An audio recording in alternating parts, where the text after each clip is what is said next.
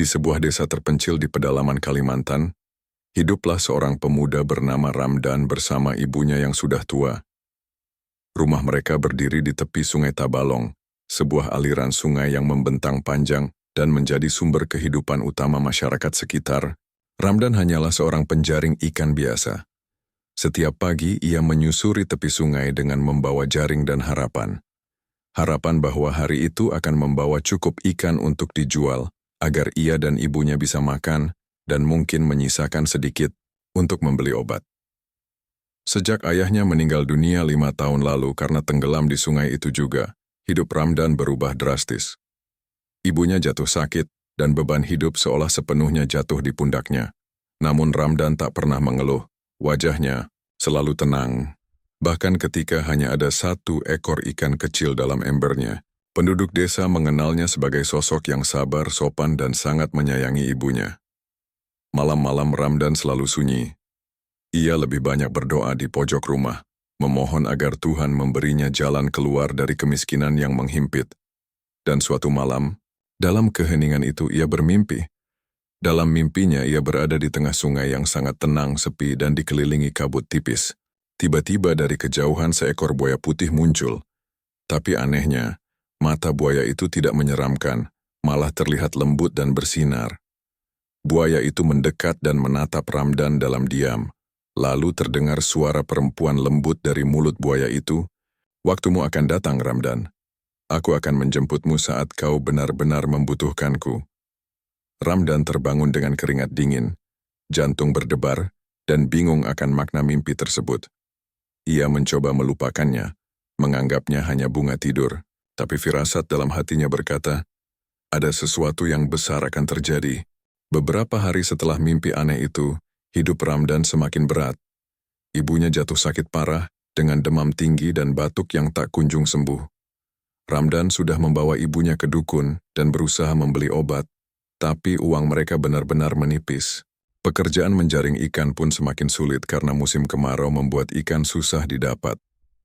Pada suatu sore yang muram, Ramdan duduk di tepi sungai, termenung dan merasa putus asa. Hatinya penuh kegelisahan. Di saat itulah, suara lembut perempuan terdengar dari balik rimbunan pepohonan yang mengelilingi sungai.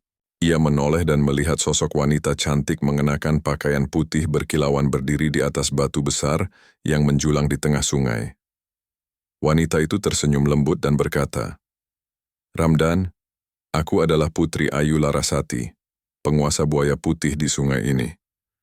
Aku tahu penderitaanmu dan ingin membantumu." Ramdan hampir tak percaya, merasa seperti sedang bermimpi lagi. Putri Ayu menawarkan bantuan. Ia bisa menyembuhkan ibunya dan memberi rejeki yang berlimpah, tapi dengan satu syarat.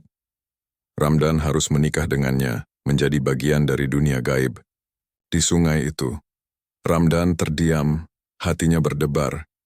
Ia sangat mencintai ibunya, tapi pernikahan dengan makhluk gaib, itu sesuatu yang sulit dipercaya.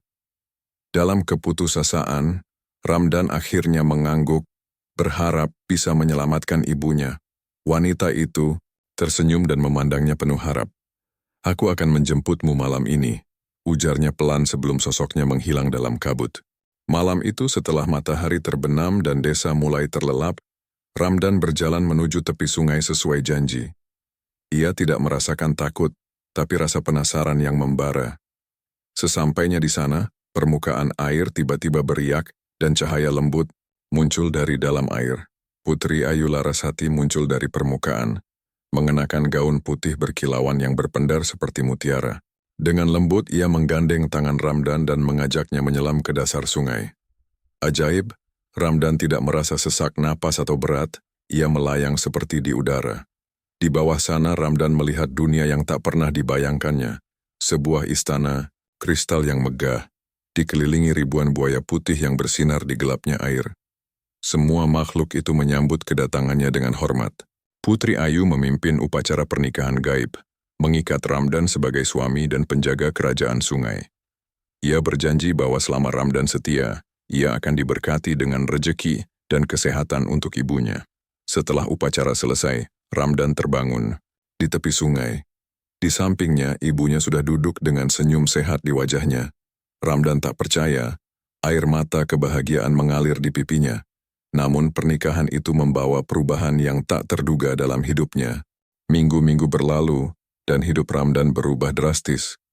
Jaringnya selalu penuh ikan besar, lebih banyak daripada yang pernah ia dapatkan sepanjang hidupnya. Ia membeli perahu kecil dan mempekerjakan beberapa pemuda desa untuk membantunya. Kekayaan yang datang membuat Ramdan membangun rumah baru yang megah di pinggir desa. Warga desa terheran-heran dan mulai berspekulasi. Sebagian ada yang mengagumi, tapi tak sedikit yang iri. Mereka mulai mengaitkan kekayaan Ramdan dengan hal-hal mistis. Beberapa menyebutnya melakukan pesugihan atau bersekutu dengan makhluk halus. Pak Harto, seorang tokoh desa yang sombong dan iri, diam-diam memantau Ramdan. Suatu malam ia mengikuti Ramdan ke sungai dan menyaksikan Ramdan berbicara sendiri. Kemudian dari permukaan air muncul sosok perempuan cantik yang menghilang secepat kilat. Ketakutan dan curiga, Pak Harto menyebar fitnah ke seluruh desa, mengatakan Ramdan telah menjalin hubungan dengan makhluk gaib dan mengancam keselamatan desa. Warga mulai was-was dan hati-hati menghadapi Ramdan. Ketegangan di desa semakin memuncak. Suatu malam warga berkumpul dan memutuskan untuk mengusir Ramdan, percaya bahwa ia membawa malapetaka. Mereka mendatangi rumah Ramdan, berteriak dan menuntut agar ia meninggalkan desa. Ramdan berdiri teguh, mencoba menjelaskan bahwa kekayaan dan kesehatan ibunya adalah berkat dari Allah, melalui perantara gaib yang tak bisa ia jelaskan. Namun, warga tak mau mendengar. Tiba-tiba, langit menggelap dan hujan deras turun. Sungai mulai meluap, air mengalir, deras ke seluruh desa. Dari tengah sungai muncullah seekor buaya putih raksasa bersama kawanan buaya lainnya. Warga ketakutan, berhamburan mencari perlindungan. Sosok Putri Ayu Larasati muncul di atas air, bersuara lantang, Ramdan adalah suamiku. Siapapun yang menyakitinya akan menerima kutukan air. Banjir besar melanda desa, tapi rumah Ramdan tetap berdiri kokoh di atas tanah tinggi. Setelah bencana banjir, warga mulai menyadari kesalahan mereka dan meminta maaf kepada Ramdan. Mereka percaya bahwa ada kekuatan gaib yang melindungi Ramdan dan mulai memperlakukan dia dengan hormat. Namun Ramdan sendiri merasa gelisah. Pernikahan dengan Putri Ayu Larasati mengikatnya dalam dunia gaib yang membuatnya tak bebas. Suatu malam Putri Ayu datang dan berkata bahwa Ramdan harus memilih. Tetap bersamanya di dunia bawah air atau kembali ke dunia manusia dengan mengorbankan semua yang telah diberikan. Dengan berat hati, Ramdan memilih kembali ke dunia manusia demi menjaga ibunya sampai akhir hayat. Keesokan harinya, kekayaan dan keberuntungan yang datang perlahan hilang. Ia kembali hidup sederhana, namun hatinya tenang.